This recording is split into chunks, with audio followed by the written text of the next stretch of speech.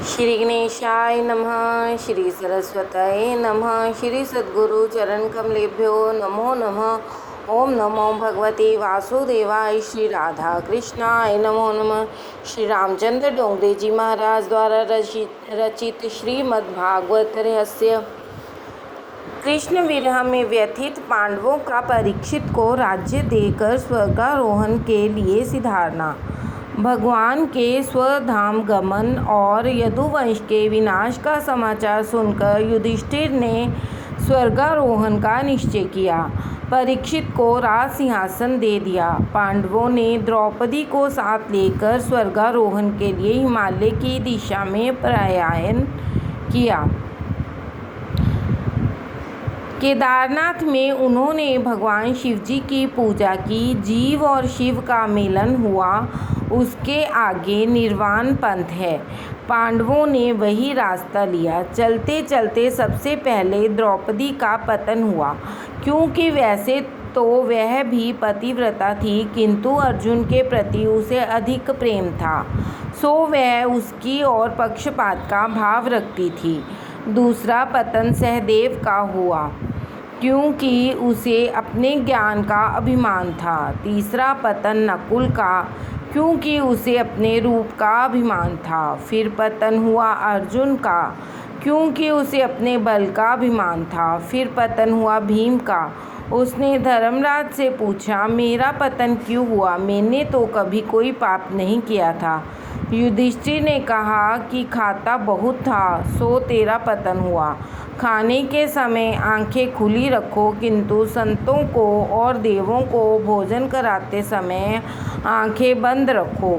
धर्मराज अकेले आगे बढ़ने लगे। धर्मराज की परीक्षा करने के लिए यमराज कुत्ते का रूप लेकर उसके पास आए।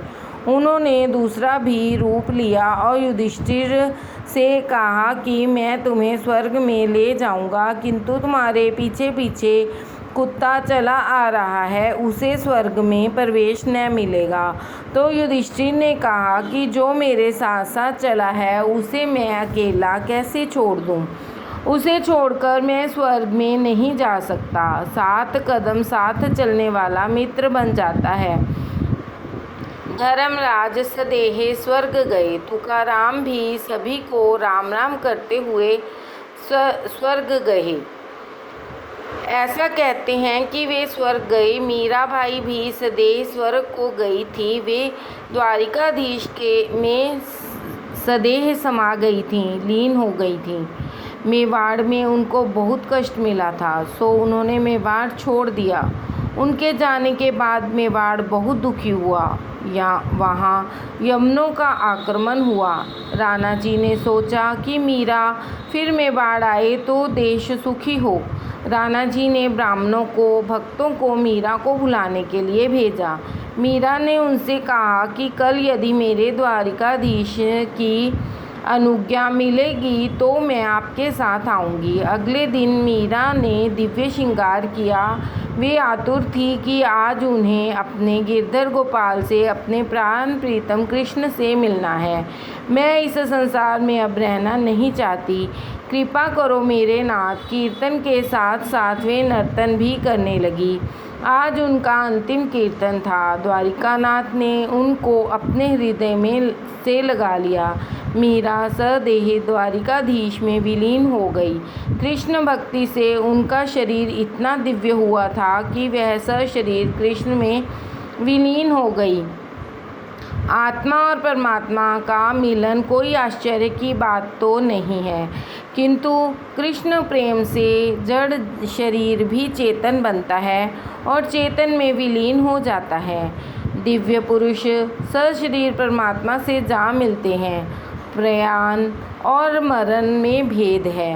अंतिम श्वास तक नित्य कर्म करता रहे उसका प्रयाण कहा जाएगा, और मलिन अवस्था में हाय हाय करता हुआ देह छोड़े उसको मरण कहा जाएगा।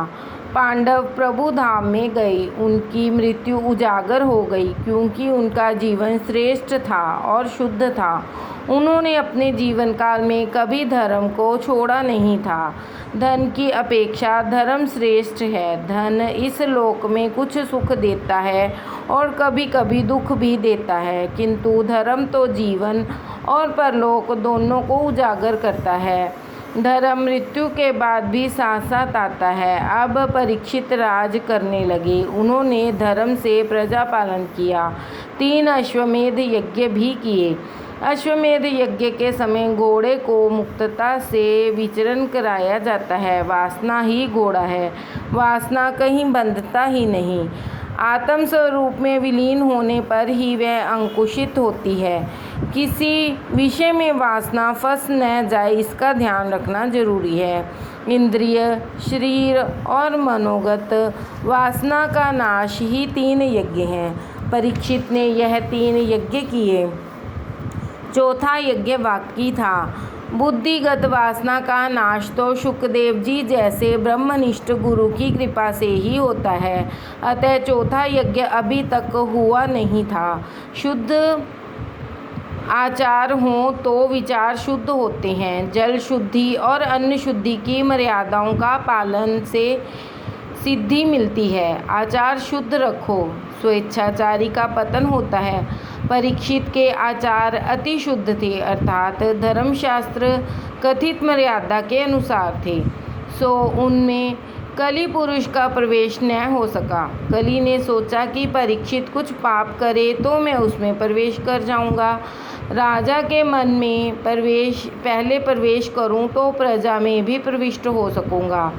समाज को सुधारना अब अशक्य सा हो गया, किंतु व्यक्तिगत जीवन तो सुधर सकता है। आचार और विचार से जो शुद्ध होता है उसके घर में कली नहीं आ सकता। आज भी कुछ वैष्णव घर ऐसे हैं जिनमें कली प्रवेश नहीं पा सकता। शास्त्र की रचना मनुष्य के कल्याण के लिए की गई है। जो आचार धर्म छोड़ देता है उसके विचार भी अशुद्ध हो जाते हैं। धर्म माता पिता हैं, पत्नी की पसंदगी हो सकती है, माता पिता की नहीं। धर्म का परिवर्तन नहीं किया जा सकता। वर्णाश्रम धर्म के पालन से आचार शुद्ध हो सकते हैं। गाय की सेवा करो। गाय खाती तो है घास, किंतु देती है दूध। जो भगवान ने संपत्ति दी है तो गो पालन करो। आजकल लोग धन संपत्ति मिलने पर कुत्ते पालते हैं। कुत्ते का अनादर करने की बात नहीं है, किंतु मर्यादा छोड़कर अधिक प्रेम न करो। आंगन में आए हुए कुत्ते को रोटी खिलाना धर्म है, किंतु कुछ लोग उसे अपनी मोटर में बिठाकर घुमाते फिराते हैं। और तो हम क्या ही कहें ऐसे लोगों के लिए, किंतु अगले जन्म में वे स्वयं ही कुत्ता होने की यह तैयारी है। जीव मात्र में परमात्मा है, किंतु प्रत्येक का शरीर भिन्न है और कर्म भी भिन्न भिन्न है। इसलिए हरेक के साथ पीना और खाना इष्ट नहीं है। एकादशी के दिन अन्न नहीं खाना चाहिए। एकादशी के दिन अनशन करना धर्म है, किंतु हम अपने शास्त्रों की बात नहीं मानते। और जब डॉक्टर कहता है कि विषम ज्वर टाइफाइड है और 21 दिन तक भोजन मत करना, तो उसकी बात मान लेते हैं और 21 दिन का अनशन कर लेते हैं। जिस प्रकार पापी के मन में कली प्रवेश कर लेता है, उसी तरह शास्त्र की मर्यादा का उल्लंघन करने वाले के घर में घुस जाता है। यदि आचार विचार शुद्ध हों तो कली तुम में प्रवेश नहीं कर सकेगा। व्यवहार भी शुद्ध होना चाहिए। सत्यपूर्ण शुद्ध व्यवहार न करें और केवल हर पूर्णिमा के दिन सत्यनारायण की पूजा करें तो उससे क्या लाभ होगा। असत्यभाषी की पूजा सत्यनारायण को अस्वीकार्य है। राधे राधे। परीक्षित की दिग्विजय तथा धर्म और पृथ्वी का संवाद। एक दिन एक आश्चर्यजनक घटना हुई। परीक्षित दिग्विजय करने निकले। फिर चलते फिरते वे सरस्वती नदी के किनारे पर आए। वहाँ गाय बैलों को एक काला पुरुष लकड़ी से पीट रहा था। बैल धर्म का स्वरूप है और गाय पृथ्वी का स्वरूप है। गाय की आंखों से आंसू बह रहे थे। धर्म रूप बैल उससे दुख का कारण पूछता है। पृथ्वी कहती है, श्री कृष्ण ने इस पृथ्वी लोक से अपनी लीला समेट ली, सो यह संसार पाप मुक्त कलयुग की कुदृष्टि का शिकार हुआ है। धर्म की मर्यादा का पालन ठीक तरह से करोगे तो ज्ञान अपने आप ही प्रकट होगा। धर्मारूढ़ रहोगे तो ज्ञान गंगा का अवतरण होगा। शिवजी नंदी पर अर्थात धर्म पर आरूढ़ हैं, सो उनके सिर पर ज्ञान गंगा है। धर्म के 4 अंग मुख्य हैं, सत्य, तप, पवित्रता और दया। इन चारों का योगफल ही धर्म है। इन चारों अंगों पर जब धर्म आधारित था तब सत्ययुग था, 3 अंगों पर आधारित था तब त्रेता युग आया, 2 अंगों पर ही आधारित रहा तब द्वापर युग आया और एक ही अंग पर धर्म आधारित रह गया तो कलयुग आया। सत्य ही परमात्मा है। सत्य और परमात्मा भिन्न नहीं है। जहाँ सत्य है वहीं परमात्मा है। जो असत्य बोलता है उसके पुण्यों का क्षय होता है। सत्य के सहारे नर नारायण के पास जा सकता है। जो हितभाषी है वह सत्यवादी हो सकता है।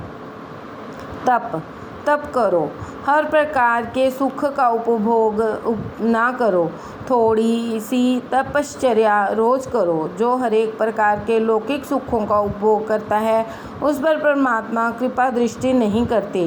दुख सहकर परमात्मा की आराधना करना ही तप है। दुख सहता हुआ प्रभु भजन करे वही श्रेष्ठ है।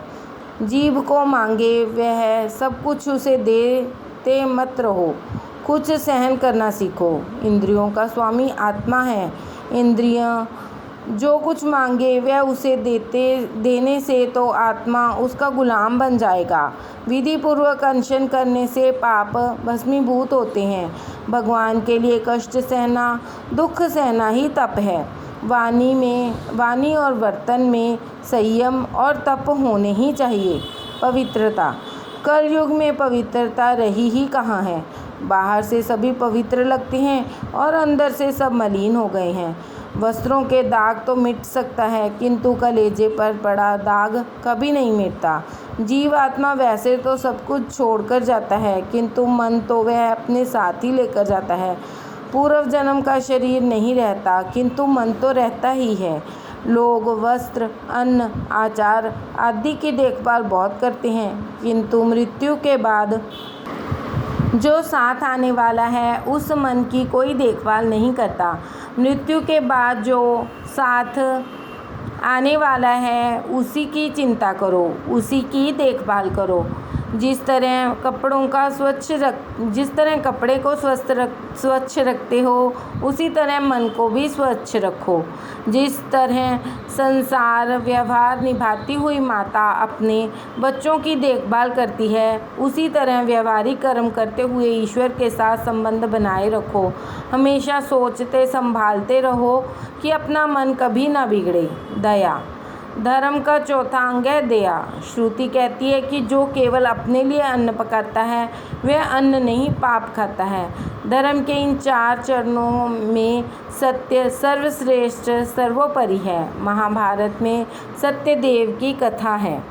लक्ष्मी चंचल है, वह किसी न किसी पीढ़ी के हाथों से चली जाएगी।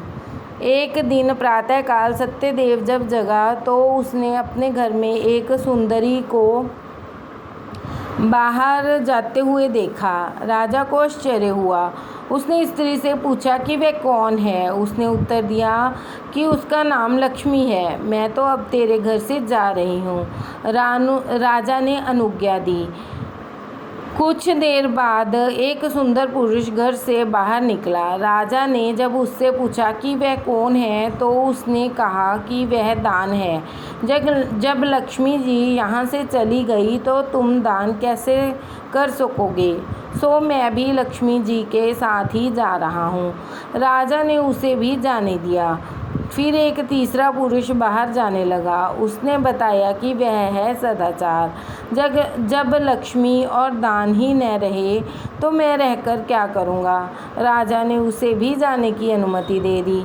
फिर एक और सुंदर पुरुष बाहर जाते हुए दिखा। पूछने पर उसने अपना नाम बताया कि वह यश है। वह बोला, जहाँ लक्ष्मी, दान और सदाचार ना हो वहाँ मैं भी नहीं रह सकता। राजा ने उसे भी जाने दिया। कुछ देर बाद एक और सुंदर युवक घर से बाहर निकलकर जाने लगा। पूछने पर उसने अपना परिचय दिया कि वह सत्य है। जब आपके यहाँ लक्ष्मी, दान, सदाचार, यश नहीं रहे तो मैं अकेला कैसे यहाँ रहूँ?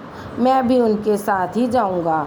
तो सत्यदेव राजा ने कहा, मैंने तो आपको कभी छोड़ा ही नहीं, आप मुझे क्यों छोड़कर जा रहे हैं? आपको अपने पास रखने के लिए ही मैंने लक्ष्मी, यश आदि का त्याग किया है। मैं आपको जाने नहीं दूंगा। आप मुझे छोड़कर चले जाएंगे तो मेरा सर्वस्व लुट जाएगा। राजा की इस प्रकार प्रार्थना के कारण सत्य नहीं गया। जब सत्य ही नहीं गया तो लक्ष्मी, दान, सदाचार और यश भी राजा के पास वापस लौट आए। जहाँ सत्य होता है वहाँ लक्ष्मी, दान, सदाचार, यश को आना ही पड़ता है। बिना सत्य के ये सब व्यर्थ हैं। इसलिए यह स्पष्ट ही है कि सत्य ही सर्वस्व है। बाकी की 4 संपत्तियाँ चली भी जाएं तो चिंता नहीं, किंतु सत्य नहीं जाना चाहिए। सत्य रहेगा तो सब कुछ रहेगा। सूत जी वर्णन करते हैं कि इस अध्याय में धर्म की व्याख्या की गई है। सत्य, तप, पवित्रता और दान, ये 4 ही धर्म के प्रधान अंग हैं। इन चारों का समन्वय ही धर्म है। इन 4 तत्वों से जो परिपूर्ण है वही धार्मिक है। सतयुग में ये चारों तत्व थे। फिर त्रेता में सत्य चला गया। द्वापर में सत्य और तप न रहे और कलयुग में सत्य, तप के साथ साथ पवित्रता भी चली गई। कलयुग में केवल दान ही रह गया। कलयुग में दान ही प्रधान है। दानम एकम कलयुगे। कलयुग में केवल दान और दया के सहारे ही धर्म रह सकता है। परीक्षित, राजा ने देखा कि एक बैल केवल एक ही पाँव पर खड़ा है और एक व्यक्ति उसे लकड़ी से मार रहा है। राजा ने बैल से पूछा कि तेरे 3 चरण किसने काट दिए? धर्म रूपी बैल ने कहा कि राजन, मैं अभी तक यह निर्णय नहीं कर सका हूँ कि मेरे पाँव किसने काटे और कौन मुझे दुखी कर रहा है। कोई कहता है कि काल दुख दे रहा है, कोई कहता है कर्म ही मनुष्य को दुख देता है, कोई दुख का कारण स्वभाव बतलाता है। अपना स्वभाव शांत रखो। काल, कर्म और स्वभाव ही जीव को दुख देते हैं। राधे राधे।